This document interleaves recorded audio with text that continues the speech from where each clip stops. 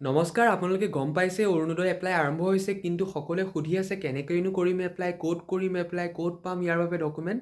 তো এই ভিডিঅ'টোত মই গোটেইখিনি ব্যাখ্যা কৰি পেলাই একেলগে কৈ আছোঁ আপোনালোকে ক'ত ফৰ্ম পাব আৰু ক'ত জমা দিব লাগিব আৰু কি কি ডকুমেণ্ট আপোনালোকৰ লাগিব ইয়াৰ কাৰণে গোটেইখিনি মই এই ভিডিঅ'টোত কৈ আছোঁ। গোটেই ভিডিঅ'টো শেষলৈকে চাওক, আপোনালোকে গোটেই তথ্যখিনি পাই যাব। তো প্ৰথমতেইটো মই ক'ব বিচাৰিছোঁ আপোনালোকৰ যি ফৰ্ম আছে এই ফৰ্ম আপোনালোকে নিজৰ গাঁৱতেই নিজৰ অঞ্চলতেই লাভ কৰিব। কেনেকৈনো লাভ কৰিব এইটো মই এতিয়া আপোনালোকক ক'বলৈ ওলাইছোঁ। চাওক, আপোনালোকৰ গাঁৱত 15 তাৰিখৰ পৰা 28 তাৰিখৰ ভিতৰত যি অৰুণোদয় তৃতীয় দিন দিয়া হৈছে হোৱাৰ এই 15 ডিচেম্বৰৰ পৰা 28 ডিচেম্বৰৰ ভিতৰৰ যিকোনো এটা দিনত আপোনালোকৰ নিজৰ অঞ্চলতে এখন সভা হ'ব। এই সভা কেতিয়া হ'ব তাত আপোনালোকৰ গাঁৱত নিশ্চয় সকলোকে জনাব। এই সভাত যোনে অৰুণোদয় পাব বিচাৰে তেওঁলোক যাব লাগিব আৰু তাত গৈ নিজৰ নাম দিব লাগিব যদি নাম ল'ব বিচাৰে, আৰু ফৰ্ম তাৰ পৰা ল'ব লাগিব। লগতে আৰু এটা উল্লেখযোগ্য কথা, যিখিনিয়ে ইতিমধ্যে অৰুণোদয় পাই আছে অৰ্থাৎ অৰুণোদয় লাভ কৰি আছে বৰ্তমান, তেওঁলোকেও কিন্তু এই সভাত উপস্থিত থাকিব লাগিব। তেওঁলোকেও নতুনকৈ ইয়াত প্ৰপত্ৰ ফৰ্ম জমা দিব লাগিব, নহ'লে কিন্তু তেওঁলোকৰো কেঞ্চেল হৈ যাব।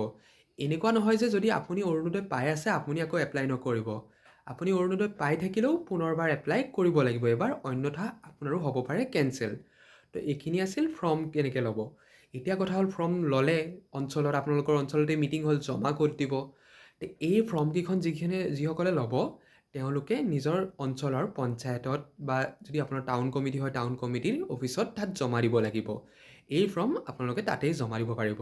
আৰু ফৰ্মখন কেনেকৈ ফিল আপ কৰিব লাগে এই সম্পৰ্কে মই গোটেই এটা ধুনীয়াকৈ লিখি পেলাই কেনেকৈ কি কৰিব, বেংক একাউণ্ট ডিটেইলছ ক'ত ভৰাব, তাৰপিছত এড্ৰেছ কেনেকৈ লিখিব, গোটেইখিনি এটা সম্পূৰ্ণ ভিডিঅ' বনাই মই পিছত এইটো কৈ দিম বাৰু। এতিয়া আহোঁ মেইন আৰু এটা কথালৈ, আপোনালোকৰ ডকুমেণ্ট কি কি দৰকাৰ হ'ব পাৰে।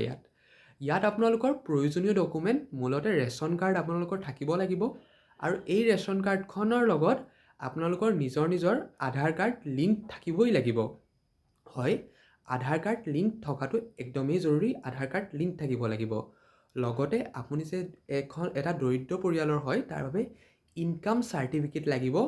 ইনকাম চাৰ্টিফিকেট থকাটো অত্যন্ত জৰুৰী। লগতে আপুনি স্থায়ী বাসিন্দা অসমৰ হোৱাটো অত্যন্তই জৰুৰী। স্থায়ী বাসিন্দাৰ প্ৰমাণপত্ৰ হয়তো নালাগিবও পাৰে, কাৰণ আপোনালোকে ৰেচন কাৰ্ড দিলে তাত স্থায়ী বাসিন্দা তেনেকুৱা সেইটো প্ৰমাণ হৈ যায়। তো সেইটো আপোনালোকক নিবিচাৰিব পাৰে, গাঁওবুঢ়াৰ পৰা দিলেও হৈ যাব পাৰে সেইটো। এইকেইটা আছিল নৰ্মেল যিখিনি ডকুমেণ্ট লাগে। বাকী আৰু যিখিনি ডকুমেণ্ট লাগে কিছুমান ক্ষেত্ৰত বেলেগ আছে, সেই সম্পৰ্কে ভিডিঅ' বনাই মই জনাম।